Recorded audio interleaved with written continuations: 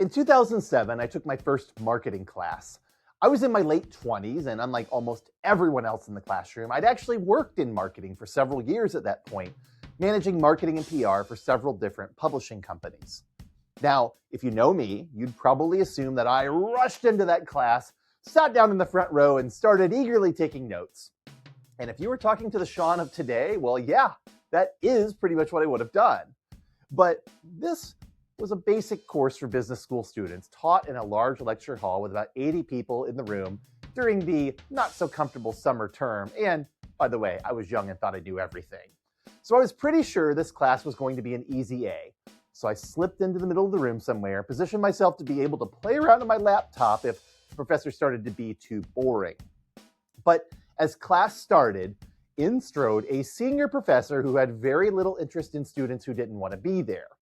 He warned us that we had better pay attention because he didn't like to repeat himself, and he also was unwilling to give us any of his slides. Take good notes, he said.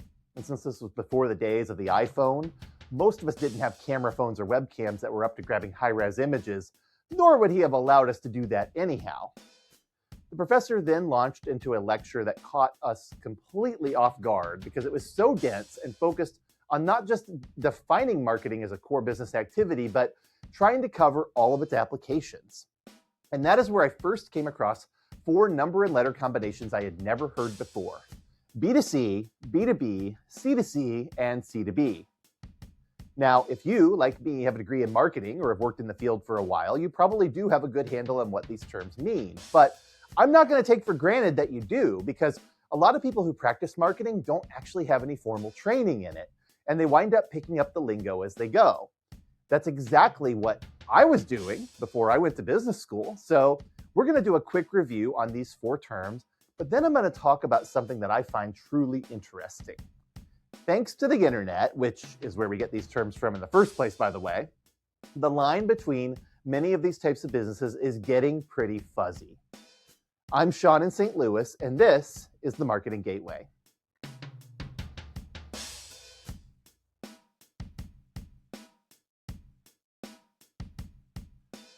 The acronyms B2C and B2B don't really originate from the world of marketing, at least not in the way that they're used today. According to journalist Kevin Maney, who wrote about business and technology for USA Today in the 1990s, the terms really came into common usage in the late 90s when venture capitalists in the dot-com tech space were throwing around all sorts of acronyms and jargony terms to describe this emerging field of e-commerce. Now, interestingly, Maney says that these terms were originally written in lowercase letters, but they shifted to uppercase as they came into more common usage. Or, as he jokes in his 2023 piece looking back on the history of the terms, maybe they matured after the dot-com bust. It's anyone's guess. I'd always presumed that these terms must have come from an academic paper or a 2x2 grid somewhere, but from what I can tell, that all came later. E-commerce required some descriptors to help investors know what sort of dot-com they were investing in, and the terms arose more or less organically from the tech industry. But the term that seems to have the oldest common usage is business to business, which became B2B under this new parlance. The idea of business to business commerce is, of course, either selling directly to other businesses or helping facilitate sales between 2 businesses. These types of businesses go by a number of other names depending upon their function. They could be professional services or agencies or wholesalers or consultants or one of many other things. But the gist is that they don't deal with consumers directly. They focus instead on corporate customers who are often referred to as accounts. But traditionally, product companies tended to keep their capabilities in-house and only go outside for very specific functions like legal, advertising, printing, or auditing, or for supply chain relationships like raw material procurement, manufacturing, or downstream sales like wholesale distributors or retailers. These companies tended to view themselves as consumer-facing, at the very least, and would thus fall under the category of what we now call B2C, or business to consumer.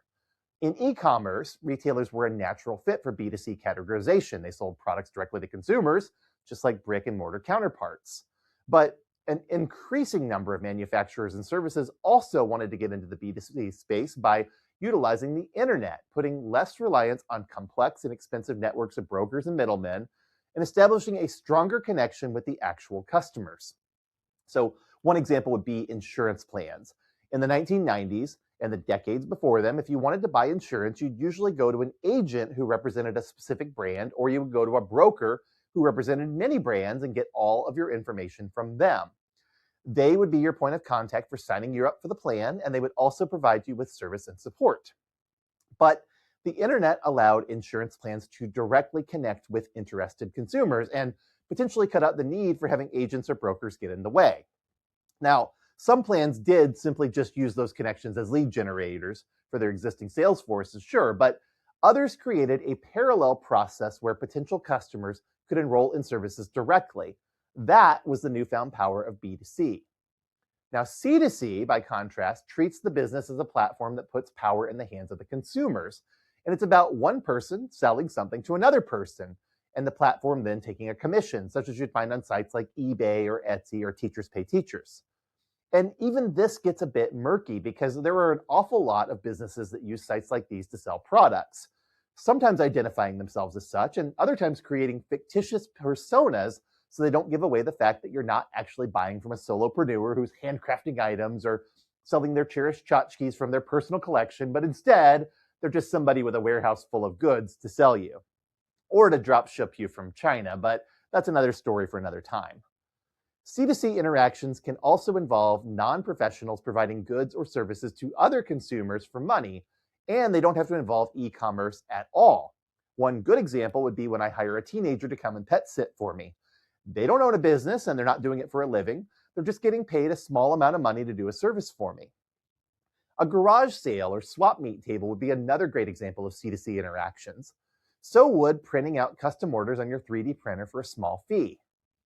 But C2C doesn't have to be small potato stuff either. Some businesses start out as a C2C side hustle and turn into a formal B2C interaction over time. In fact, it's growing increasingly difficult to understand where the line blurs between B2C and C2C sometimes because there are so many people who build online audiences to whom they directly market or sell products or solicit payment for their art, content, or services without formally going into business and paying the appropriate taxes for it. That's as much a problem for the regulators as it is for those of us who like categories to be neat and tidy, and I do suspect that the line will continue to get fuzzier over time. But then there's C2B, which was a pretty meaningless term during the dot-com boom, but which has started to take on more of a meaning as businesses have evolved around offering gigs, a term that used to be pretty much just a music industry idea, but now encompasses a whole range of jobs thanks to a 2009 Daily Beast article from Tina Brown called The Gig Economy that redefined the term to mean consumers selling their services to businesses in exchange for splitting the proceeds. This includes services like Uber, Lyft, Instacart, DoorDash, TaskRabbit, Fiverr, and more, where freelance workers, or gig economy workers if you prefer, can take on jobs to provide services such as personal shopping or providing transportation or building things. And you might ask, hey, Sean, isn't that also sort of what temporary workers and day laborers do? And I'd respond, absolutely. But of course, when those terms were being coined to fit into e-commerce discussions among venture capitalists, nobody was seriously thinking about using .coms for that purpose then. Things have changed a lot in the last 27 years. But it's not the only application of B2C. There may also be consumers who are serving not as workers, but actual suppliers for specific things like handmade items, baked goods, small batch artisan goods, organic produce, and so forth. And of course, there are freelancers who are selling discrete services like graphic design, illustration, data analysis, content creation, video production or editing, ghostwriting, and so on, who are all targeting business customers, usually small businesses with limited budgets, media companies with specific needs that don't justify a full-time employee, or really savvy agencies or marketing teams trying to break out of their established ways of thinking. So I've covered our 4 acronyms, but I've missed a couple that aren't as commonly used today despite still being very viable. One of these is B2G, which means business to government, and it's also called B2A, which means business to administration. That encapsulates a pretty large segment of the economy, actually, because there are a lot of companies out there that focus on fulfilling government contracts at the federal, state, or municipal level. Sometimes it's only part of their business, and other times it's their sole focus. My dry cleaner, for example, is a B2C operation that has contracts with the local police department to handle their uniforms. But there are many companies that will only accept government work and aren't interested in serving consumers at all. And it doesn't have to be the sorts of companies who are, defense contractors or road crews or who provide vending in government buildings either. Here in St. Louis, we have the Centene Corporation, a large company that's a business that largely serves as an intermediary for government healthcare programs. And that's very typical B2A stuff. Then there's this other term. It's called B2B2C. And I honestly hadn't come across this one until recently, but it's being used in some circles to describe these longer supply chains where there's distance between the manufacturer and the consumer. Now, as best as I can tell, this term is not being used to describe more traditional brand manufacturers or private label manufacturers, but rather the sort of marketplace stuff you find on Amazon and Alibaba that's coming directly from factories that are mostly in China, but which has a fake brand name slapped on it at the end. I'm also seeing it applied to drop shipping and affiliate programs, though to me, those tend to be more B2C because the person in the middle is more often than not a solopreneur trying to rustle up some cash. Now, personally, I think having to lengthen the term to account for this new behavior suggests that maybe this categorization system is a bit flawed in the first place, but it's still helpful to know these terms, even if they're imperfect, because so many people use them in the corporate world. And the heart of marketing is great communication. So if there are terms that help us to gain a better understanding of how we all fit into the marketplace, we might as well use them, right? Well, I'm Sean in St. Louis, and this has been the Marketing Gateway. See you next time. This month, I'm plugging the St. Louis Area Food Bank, which is a not-for-profit organization that gathers and distributes food to over 500 food pantries, homeless shelters, soup kitchens, and community program partners in the greater St. Louis area.